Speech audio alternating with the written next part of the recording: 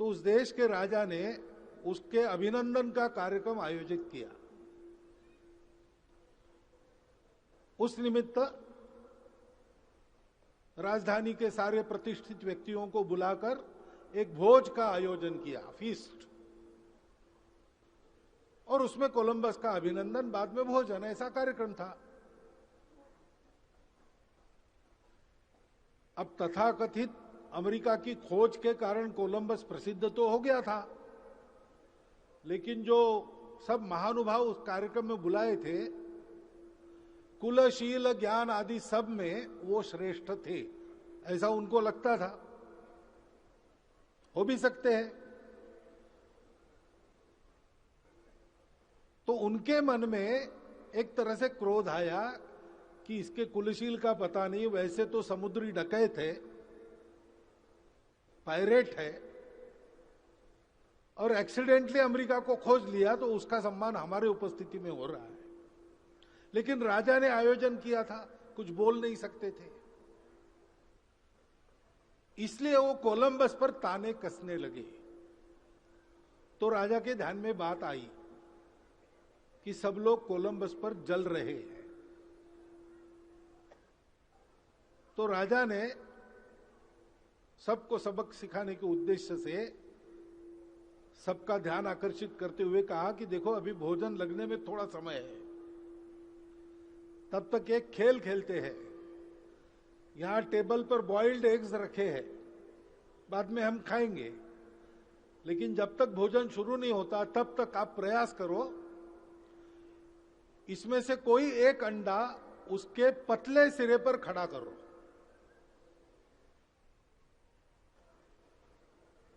तो अंडा तो कभी ऐसे खड़ा नहीं हो सकता। तो बहुत लोगों ने कहा ये तो असंभव है, ग्रेविटी के विरुद्ध है, अंडा ऐसे कभी खड़ा नहीं हो सकता, उसको कोई स्टैंड देना पड़ेगा, ये करना पड़ेगा, वो करना पड़ेगा। 5-10 मिनट बहुत चर्चा चली और एक मत से लगभग तैयार हो गया कि अंडा खड़ा करना चाहिए, ऐसी महाराज की इच्छा है, लेकिन ये असंभव बात है।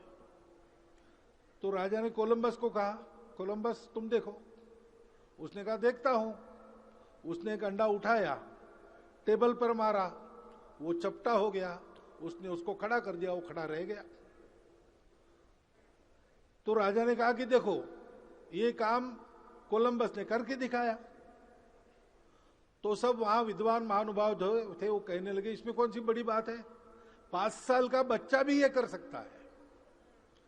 तो राजा ने कहा वही बात है, 5 साल का बच्चा भी ये कर सकता है, लेकिन आपने इसको नहीं किया, कोलंबस ने करके दिखाया।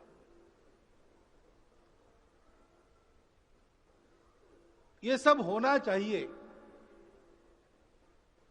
लेकिन कौन करेगा? बिल्ली के गले में एक घंटी बांधनी चाहिए, ऐसा प्रस्ताव चूहों की संसद ने पारित किया कि एक घंटी बिल्ली के गले में बांधनी चाहिए। बिल्ली दौड़ेगी तो घंटी बजेगी, हम लोग छुप जाएंगे, बच जाएंगे। लेकिन कौन घंटी बांधेगा, इसका नाम प्रस्ताव में नहीं था, इसलिए अभी तक ये घटना नहीं हुई।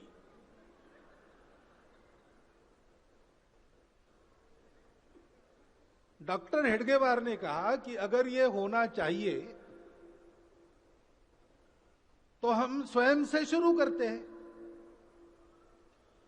और देश में, दुनिया में जो जो होना चाहिए वो स्वयं से प्रारंभ करने वाले व्यक्ति तैयार करते हैं। इसलिए संघ के स्वयं सेवक होते हैं, वो स्वयं से प्रारंभ करते हैं।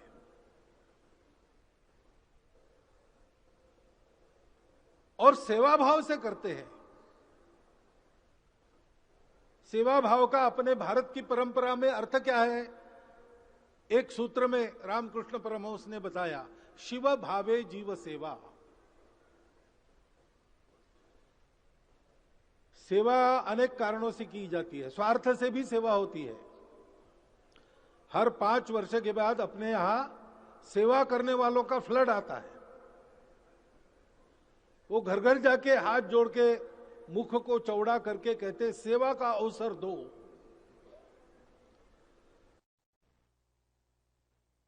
अब इतने सारे हैं, किसी एक को है, वो भी बाद में 5 साल दिखता नहीं, ये भी नहीं दिखते,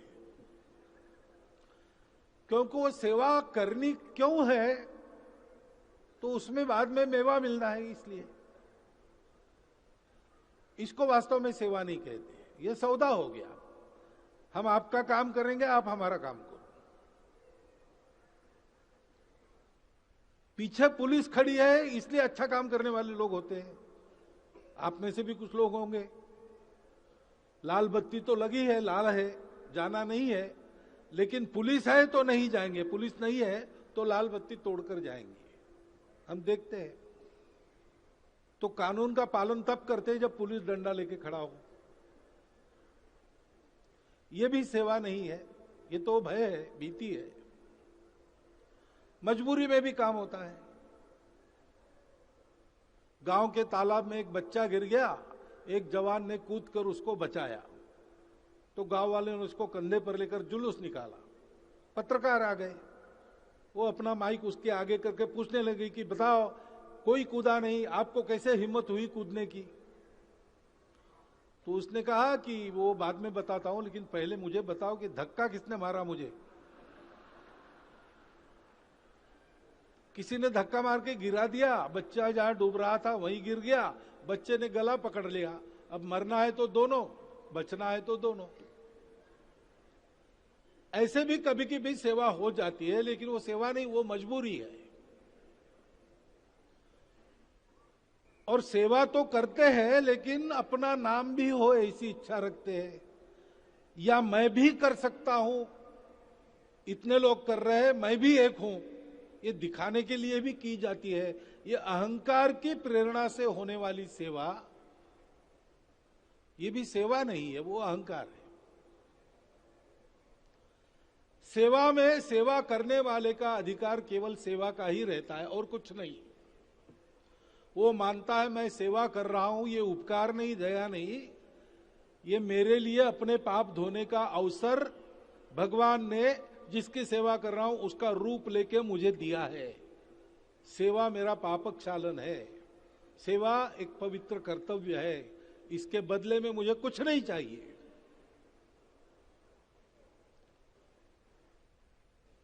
ऐसा सेवा का काम करने वाले प्रामाणिकता से, निस्वार्थ बुद्धि से, तन मन धन पूर्वक, वृत्तपत्र में नाम छपेगा, पहनूंगा स्वागत सुमार, छोड़ चलो ये क्षुद्र भावना, हिंदू राष्ट्र के तारणहार, ऐसे स्वयं सेवकों का संग है।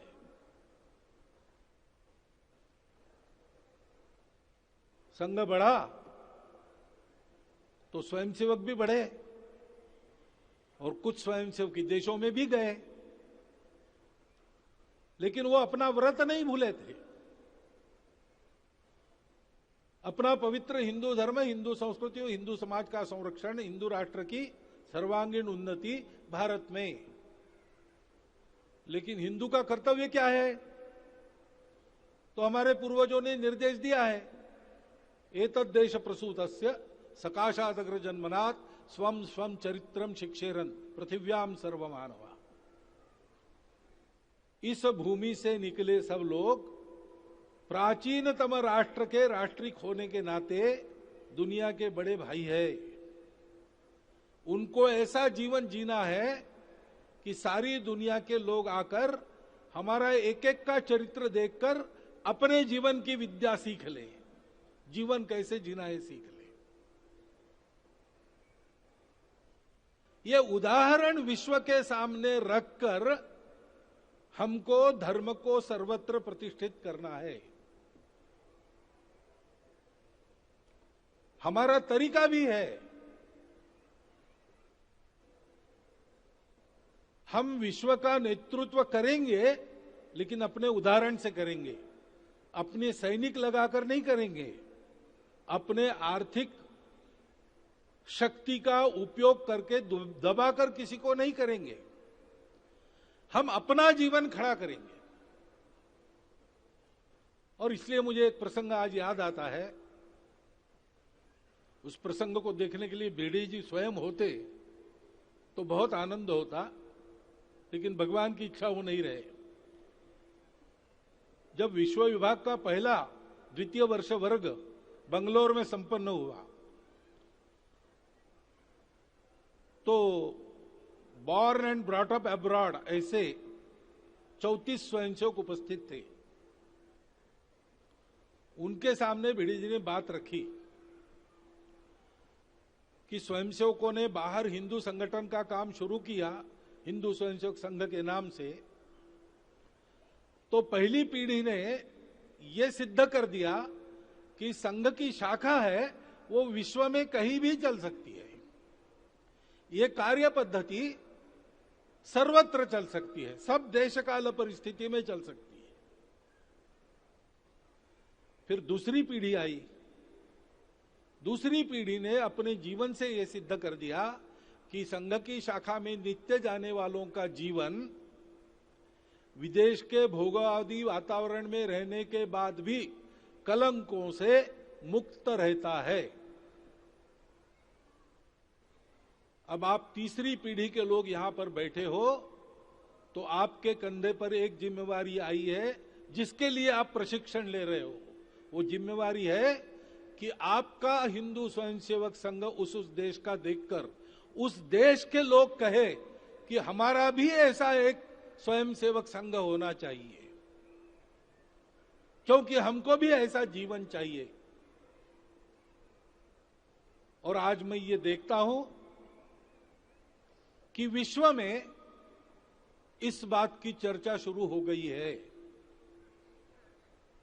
कि भारत में जैसे संघ का काम है, हमारी परंपरा को नई पीढ़ी तक पहुंचाने के लिए, उनको सुसंस्कृत बनाने के लिए, इसी प्रकार का काम हमारे यहां भी होना चाहिए।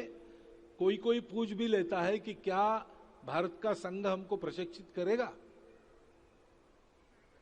जो पूछते हैं उनको बताते हैं कि आपके यहां हिंदू स्वयंसेवक संघ भी है, उनसे आप प्रशिक्षण प्राप्त करो, क्योंकि संस्थाएं अलग अलग होंगी, अपने अपने देश के हम चैरिटेबल ऑर्गेनाइजेशन इस नाते रजिस्टर्ड होंगे, परंतु काम तो हिंदू समाज का ही है और हिंदू समाज का एक ही काम है, स्वम स्वम चरित्रम शिक्षेरन पृथिव्याम सर्वमानवा। ये दायित्व हमारा हमने स्वीकार किया है और उसके लिए प्रामाणिकता से, निस्वार्थ बुद्धि से, तन मन धन पूर्वक आजीवन हमको परिश्रम करना है। तो स्वाभाविक है,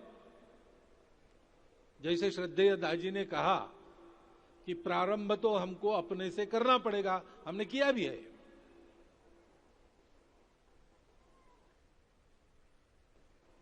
विश्व को जिस धर्म की आवश्यकता है, उस धर्म का आचरण व्यक्ति के नाते हम कर रहे, और ऐसा कर रहे कि समाज के नाते हिंदू समाज भी उस देश में उस आचरण का आदर्श रख रहा है। ये बात हमको लेकर जानी है, इसको स्थापित करना है, क्योंकि विश्व को इसकी आवश्यकता है। विश्व के ज्ञान में 3 बातें हैं, 4 बातें होनी चाहिए, नहीं है। चौथी बात हमारे पास है, सारा विश्व अर्थ पुरुषार्थ को जानता है, साधन संपत्ति इकट्ठा करने में प्रवीण हो गया है, शायद हमसे भी आगे है, हम जा सकते हैं आगे, लेकिन आज वो हमसे आगे है। जीवन के उपभोगों का सारा शास्त्र उनके पास है और उपभोगवादी बन गए हैं, वो काम को भी जानते हैं, और ये करते करते इससे ऊब तो जाना मनुष्य का स्वभाव है। सबको ये पता चलता है कि इस भौतिक जीवन में बहुत कुछ नहीं पड़ा है, इससे मुक्त होकर, इससे ऊपर उठकर कुछ अनुभव करना चाहिए। इसलिए मोक्ष धर्म को भी अपने अपने तरीके से विश्व जानता है, परंतु इन तीनों को एक साथ प्राप्त करना उनके यहां नहीं है। आपको उत्कृष्ट सुसंपन्न भोग संपन्न जीवन चाहिए, उसके लिए साधन चाहिए। तो साधन लाने में इतना परिश्रम करना पड़ता है कि भोग छूट जाते हैं, भोग उपभोग ही नहीं कर सकते। समय सारा कमाने में ही जाता है और भोगने में लग गए तो उसी में सारा समय जाता है, कमाने को समय नहीं रहता। इससे ऊब कर बाहर जाना है तो छोड़ ही देना है। Monk who sold his Ferrari, लेकिन he has to sell his Ferrari if he wants moksha. You cannot keep Ferrari and moksha together. इसलिए वो भी अधूरा जीवन हो जाता है। जीवन तो शरीर, मन, बुद्धि, आत्मा चारों का है और इसलिए चारों पुरुषार्थों का मिलकर जीवन होता है, धर्म, अर्थ, काम, मोक्ष। लेकिन अर्थ, काम, मोक्ष को साथ चलाने वाला, अर्थ कामों को नियंत्रित करके मोक्ष की ओर अग्रसर करने वाला धर्म, वो बाहर किसी के पास नहीं, वो हमारे पास है। हमारे पूर्वजों की तपस्या के कारण वो हमारे पास आया है। उस धर्म को अपने जीवन में, हिंदू समाज के जीवन में, हिंदू राष्ट्र के जीवन में, प्रत्येक हिंदू व्यक्ति के जीवन में, प्रत्येक हिंदू कुटुंब के जीवन में सुप्रतिष्ठित करना और आगे ले जाना। ये हम करेंगे तो दुनिया को उस अधूरेपन से मुक्ति मिलेगी और उस अधूरेपन के कारण जो सारी समस्याएं उत्पन्न हो गई है उनसे भी मुक्ति मिलेगी। मुक्ति का दूसरा उपाय नहीं है। मनुष्य को सुख देने के लिए कितने ही व्यवस्थाओं का प्रयोग हुआ,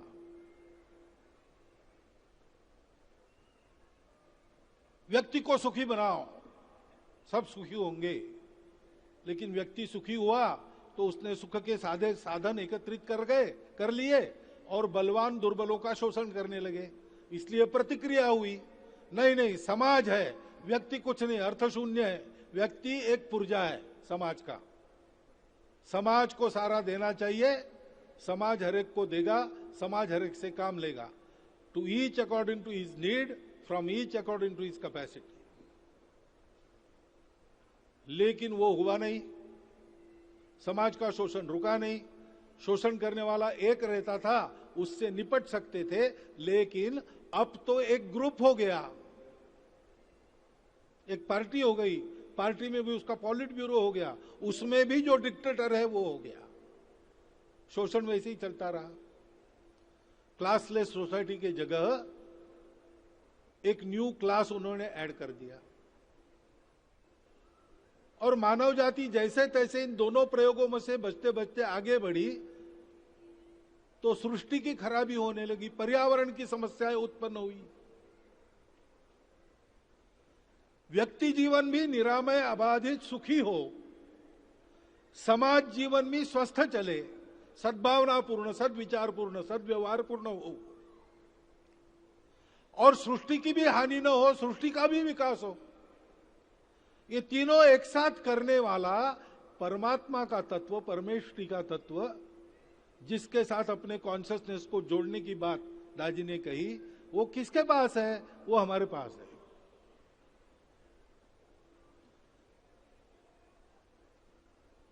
व्यक्ति और समाज और मानवता और सृष्टि, इनके विकास में जो संघर्ष उत्पन्न हुआ उसको समाप्त करने का दूसरा उपाय नहीं, उसको प्राप्त करना पड़ेगा। वहां तक अपना कॉन्शियसनेस व्यक्ति को भी ले जाना पड़ेगा, समाज को भी उसके हवाले से अपना सामूहिक कॉन्शियसनेस रखना पड़ेगा। ये सब हमारे पास है, दुनिया के पास नहीं। लेकिन हमारे पास इसलिए नहीं है कि हमको वो जतन करके केवल गुप्त रखना है। हमारे पास वो इसलिए रखा गया है कि उन हमारे पूर्वजों ने, जिन्होंने ये प्राप्त किया, इसका अर्जन किया, उन्होंने हमको एक समाज, एक राष्ट्र इसलिए बनाया कि जब जब इसकी आवश्यकता सृष्टि, हम लोग अपने उदाहरण से उसको सृष्टि को देंगे। और वो समय अब आ गया है जब योगी अरविंद ने 100 साल पहले ये घोषित कर दिया कि सनातन धर्म का उत्थान हो, ये भगवान की इच्छा है। और सनातन धर्म के उत्थान के लिए ही हिंदू राष्ट्र का उत्थान होता है। भारत अथवा हिंदू राष्ट्र और सनातन धर्म, हिंदू धर्म समानार्थी है। तब उन्होंने इंगित कर दिया कि यह प्रक्रिया शुरू हो गई है। उस प्रक्रिया को हमको आगे लेके जाना है। वो प्रक्रिया चली, अनेक धाराओं से यह काम शुरू हो गया है। उन सब धाराओं को जोड़ के रखना, साथ रखना, पूरक चलाना, ये काम भी हमारे माध्यम से होना है।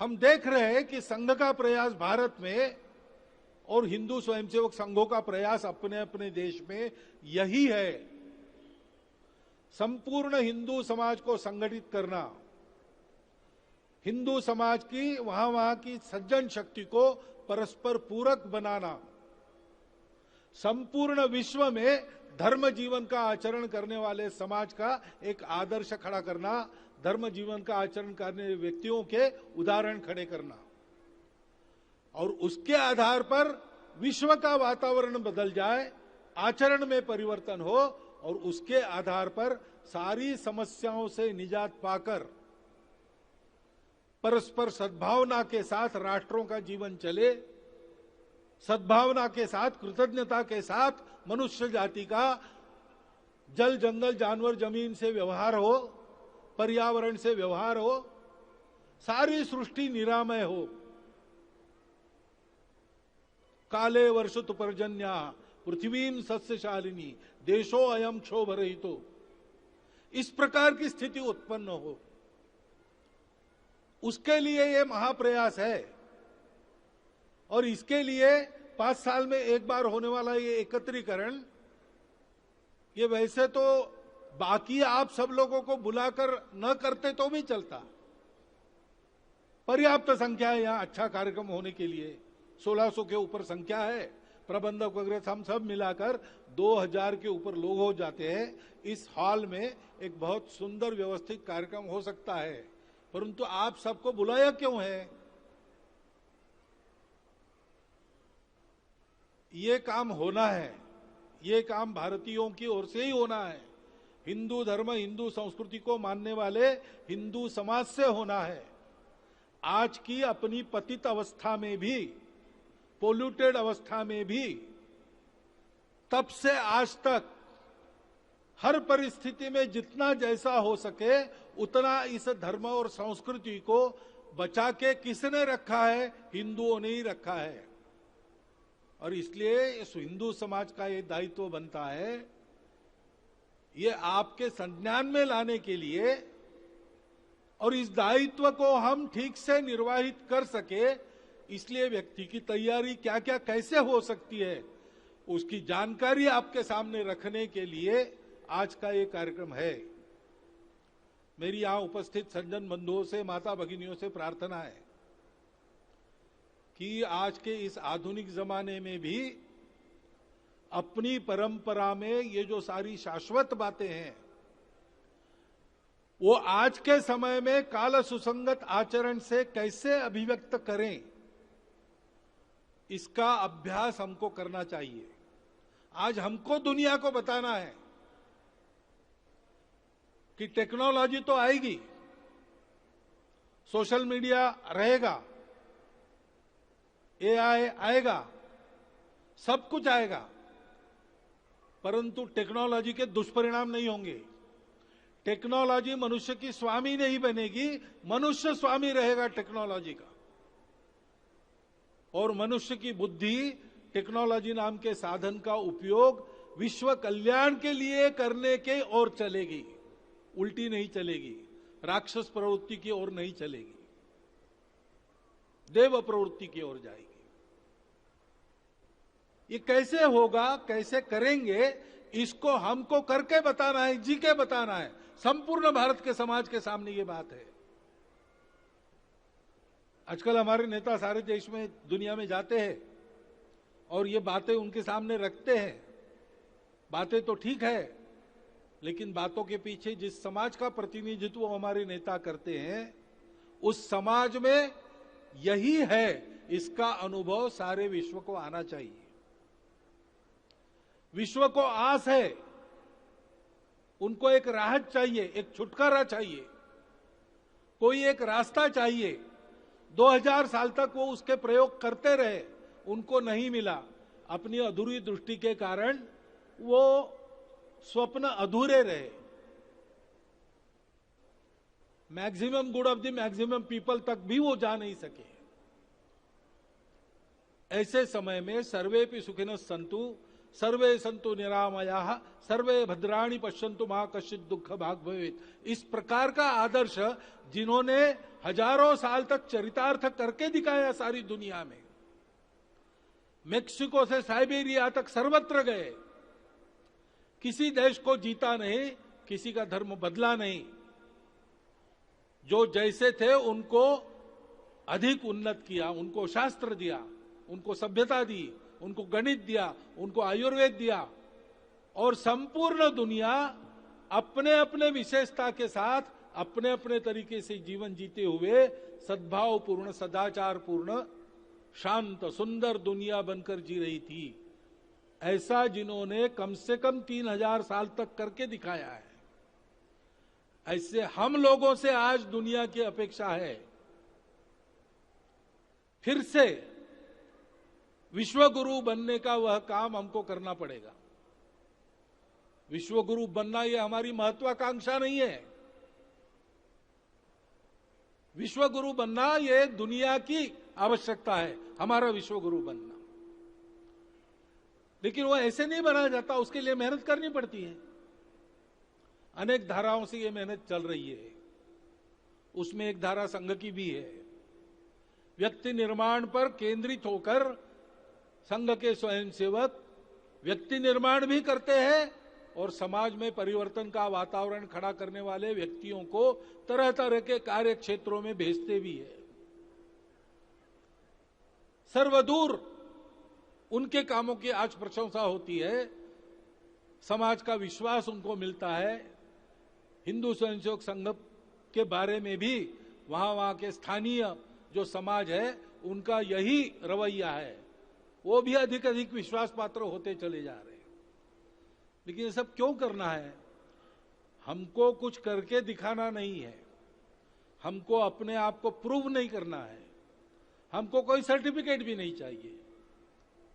यह हमारा देश है, यह हमारा अपना समाज है, अपना धर्म है। एक कर्तव्य लेकर इस समाज का जन्म जगत में हुआ है, उस कर्तव्य को पूर्ण करने का फिर से समय आया है। उसके लिए यह समाज तैयार हो, यह राष्ट्र तैयार हो,